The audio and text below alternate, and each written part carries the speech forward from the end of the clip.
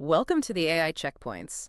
Today, we're diving into something that, well, it might just flip what you think you know about AI.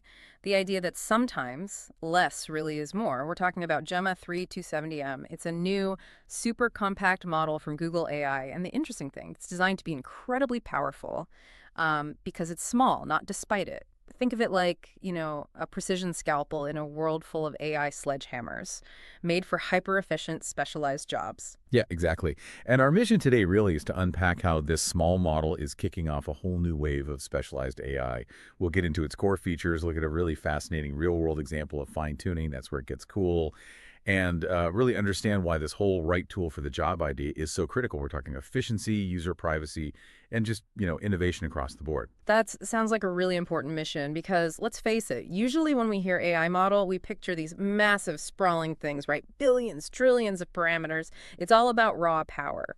But Google's doing something different here with Gemma 3270M. It feels like a bit of maybe a strategic shift. So to start us off, what exactly is Gemma 3270M? Where does it sit in the bigger picture? Right. Well, what's really interesting is that Gemma 3270M, which Google AI announced just recently, August 14th, 2025, it's not trying to be the next big do-everything AI. Their developers blog really paints it as a highly specialized tool, part of the bigger Gemma 3 family. You've got Gemma 3, Gemma 3 QAT, the mobile one, Gemma 3N. It's a growing ecosystem. And the Gemma models overall, they've passed 200 million downloads. That's huge. It tells you there's real demand. 200 million. Wow. Yeah. Okay. So Gemma 3270M specifically is this compact 270 million parameter model. And it's explicitly designed, like from the start, for task-specific fine-tuning. It already comes with pretty good instruction following built-in text structuring too, so it's Yeah. a solid base to customize. Okay, so not just a shrunk-down big model, built for purpose from day one. That feels key. But compact often implies, well, limitations, right? Right. How do they pack so much capability into that size? What are the design choices making it work? That's the core question. And the Google Developers blog dives into this. There are a few key things. First, the architecture. So of those 270 million parameters, a huge chunk, 170 million, are just for embeddings. Embeddings, Yeah. that's like its understanding of words. Pretty much. It gives it a really rich grasp of words, phrases, concepts. It has this massive vocabulary, 256,000 tokens, the other 100 million parameters. Those run the transformer blocks, the bits that actually process the language and generate text. So it's a smart allocation, makes it really strong for fine-tuning on specific topics or languages. Okay, that makes sense. Smart distribution. What else? Second, energy efficiency is a big one. Their internal tests on a Pixel 9 Pro chip show the INT4 quantized version. Yeah. Quantization. Used only 0.75% battery for 25 conversations. 0.75%. That's tiny. It's Google's most power-efficient Gemma model. Really important for running AI on your phone, right? Third, instruction following. They release an instruction-tuned version alongside the base one. It's not meant for, like, super complex chats, but it follows general instructions well right away. And finally, production-ready quantization. Quantization. You mentioned INT4. Break that down a bit. Yeah, so think of quantization like compressing a high-res photo into a smaller file, but smartly, so you keep most of the quality. Google provides these quantization-aware trained or QAT checkpoints. They let the model run at INT4 precision. It's a very compact data format with very little drop in performance.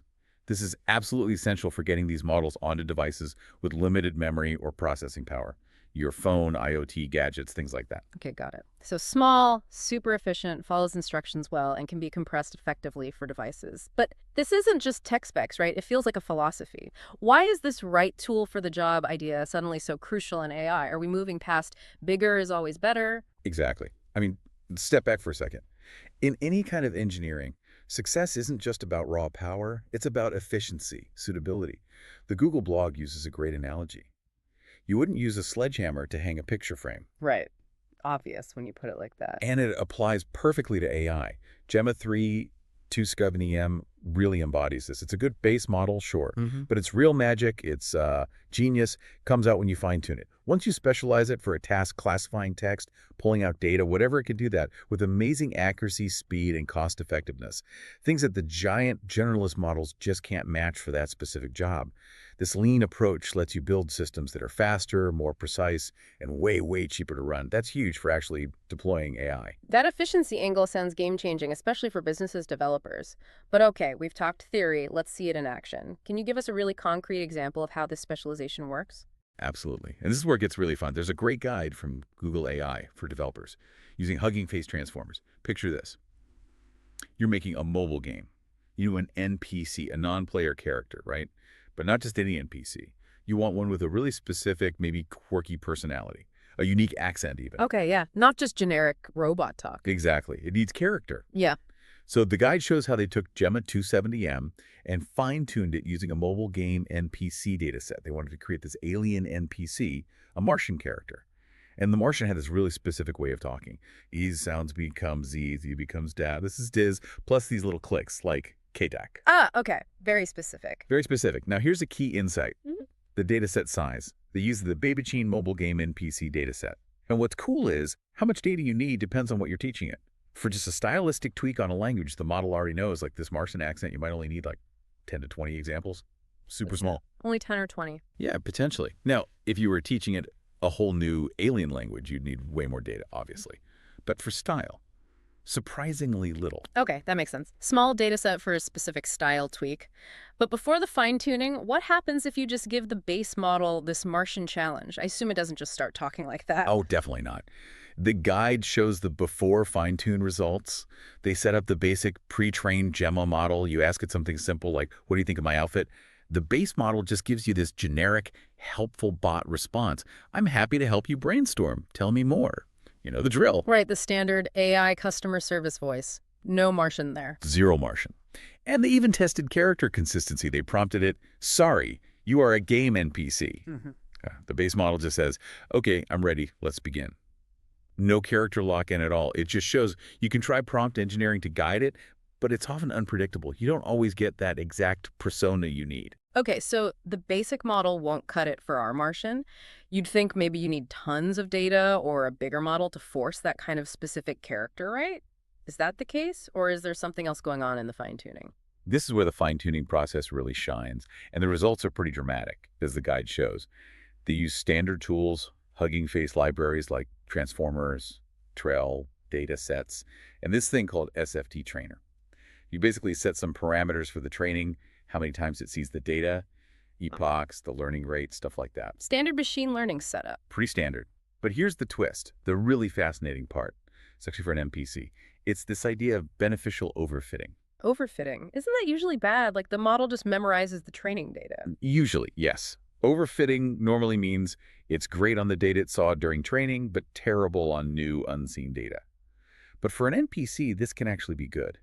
You want it to kind of forget general knowledge and lock onto that very specific persona, that Martian accent and way of speaking. Ah, so you're intentionally making it less general. Exactly. It's sometimes called catastrophic forgetting, but here it's desirable. It forces the model to stay rigidly in character. It really makes you rethink what good AI performance means sometimes.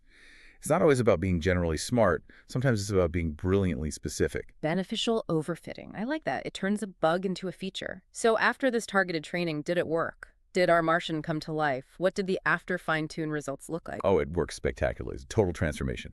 You ask the fine-tuned model, what do you think of my outfit? And it responds perfectly in character. My ZK zip is nice, very home-baked. You bring me slight foutaise. Huh. That's amazing. It got the accent, the weird phrasing, everything. Totally. The learned accent, the persona, it's all there. It is the character now. And even when they hit it with that off-topic prompt, sorry, you are a game NPC, the fine-tuned model still answers in character. Yeah. Nameless. You smell like wet plants while you wear shiny pieces on your head. Wow. It just refuses to break character. Exactly. It stays locked in even when challenged. It's a perfect example of how a small model with really focused fine-tuning can become a master of one specific niche task. That's genuinely impressive. From generic bot to fully formed Martian just by training this compact model. Okay, so stepping back from gaming. Yeah. What does this mean for the rest of us? Where else can this kind of hyper-efficient, specialized AI really move the needle? Well, connecting this back to the big picture, the applications are really broad, as the Google blog outlines. You look at Gemma 3 to 270M for any kind of high-volume, well-defined task. Think things like analyzing customer sentiment from thousands of reviews, Okay. or pulling specific information like names, dates, amounts out of documents, entity extraction, routing customer support queries intelligently, converting messy notes into structured database entries, even things like creative writing assistance or checking for compliance issues. So tasks that are repetitive but need precision. Exactly. And it's ideal when cost and speed are paramount. This model can drastically cut your inference costs, the cost of running the AI. It gives faster responses, and it runs on cheap hardware or even right on the user's device. For developers, the small size means you can experiment and fine-tune really quickly. Find the perfect setup in hours, not days. And the on-device aspect, that touches on privacy, right? Hugely important. If the model runs entirely on your phone or computer, your sensitive data never has to leave your device to be processed in the cloud. That's a massive win for privacy. It also means you could build a whole fleet of these specialized models, one for summarizing emails, one for checking grammar, one for translating quick phrases, each one an expert, all running efficiently without costing a fortune. A fleet of tiny experts. I like that image. It's a different way of thinking about AI, distributed, personal, private. That really paints a picture of AI becoming much more integrated and less centralized. Are there any other real-world examples, maybe beyond the gaming NPC, that show this specialization paying off? Yeah, the Google blog mentions a couple of good ones. On the enterprise side, Adaptive ML worked with SK Telecom. They fine-tuned a Gemma 3.4b model, so a slightly larger Gemma model specifically for complex multilingual content moderation. And this specialized model actually outperformed much larger general-purpose models on that specific moderation task. Outperform the big guys. That's significant. It really is. It shows that targeted training can beat raw size for specific needs. And on the creative side, there's an example from Joshua on X from the Hugging Face team. He used Gemma 3270M to build a bedtime story generator web app that runs using transformers.js. So running right in the web browser, offline. Exactly. It shows how versatile it is, even for creative tasks in constrained environments like a browser. And for developers listening who want to try this out, it's pretty easy to get started. You can grab Gemma 3 270M, the pre-trained or instruction-tuned versions from places like Hugging Face, Llama, Kaggle, LM Studio, Docker, all the usual suspects. You can run them on Vertex AI, use tools like llama.cpp, Keras, MLX. Fine-tuning uses tools like Hugging Face, Unsloth, JAX. Once you've trained your specialized model, you can deploy it pretty much anywhere locally, Google Cloud Run, you name it. The accessibility is really key. That's fantastic. What an incredible look into this world of compact, specialized AI. It really feels like the future isn't just about scaling up, building ever bigger general models. It's also about being smarter, more efficient, crafting these tailored solutions like the 3270M, bringing AI power right where you need it, with real benefits for performance, privacy, and cost. Absolutely. It leaves us with a really interesting thought to chew on, doesn't it? In this world where we're just flooded with information and we increasingly want personalized tech, how could using these small, specialized AI agents running locally, maybe privately, how could that fundamentally change how we interact with technology every day, making it more personal, more private, more precise for our specific needs and challenges? Great question to ponder. Hit like and subscribe if you like the content. See you next time.